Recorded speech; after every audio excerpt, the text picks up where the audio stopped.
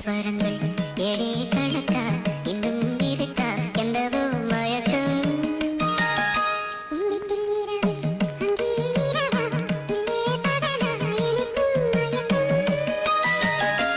முப்பது செகண்ட் கூட உட்கார முடியல. 3 மணி நேரம் ஒருத்தர் சட்டசபையில் உட்காந்துருக்காருன்னா கலாக்கா இதுக்காக ஏதாவது தேசிய விருது பறிச்சிருக்க முடியுமா? ஐயா கவர்னர் ஐயா, இந்த மாதிரி ஸ்டேஜாக போய் ஊன்னு கத்திக்கிட்டோம் திருநெல்வேலி திரட்டி கட்சி நடத்திக்கிட்டு இருந்தால் அவங்களுக்கு ஏதாச்சும் முதல்வர் வாய்ப்போ இல்லை இந்த எம்எல்ஏ மினிஸ்டர் அந்த மாதிரி போஸ்ட் தரத்துக்கான வாய்ப்பு இருக்குங்களா கவர்னர் ஐயா? இருந்தால் இவங்களுக்கு கொடுங்க ஐயா.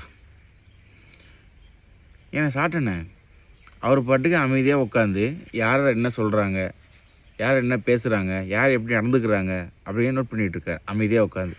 அவர் பேசுகிற நேரத்தில் பேசுகிறார் கரெக்டாக. நீங்கள் என்னென்னா அவர் அமைதியாக இருக்கார், அமைதியாக உட்காந்துருக்காரு. இதெல்லாம் ஒரு குறையானே. ஏதாவது வேல்டு ரீசனாக சொல்லுனேன், அவங்க மாற்றிக்கிறாங்கண்ணே அவங்க. நீங்கள் பாட்டுக்கு ஊன்னு கற்றுன்னு எதிர்பார்க்குறீங்க உங்களுக்கு சட்டசபையில் போய்ட்டு. அது சரி, உங்கள் கட்சியிலேருந்து யாராவது உள்ளே போய் ஆனால் சட்டசபை இப்படி தான் இருக்கும் போலனே அப்படின்னு உங்கள்கிட்டையும் உங்கள் அண்ணன்ட்டையும் சொல்லியிருந்தா தெரிஞ்சிருக்கும். நீங்கள் கடைசி வரைக்கும் டிவிலே உட்காந்து பார்த்துட்டு இருக்கனால உங்களுக்கு அப்படி தெரியுது போலக்கு. பாவனே ஒன்றும் சொல்ல முடியாது.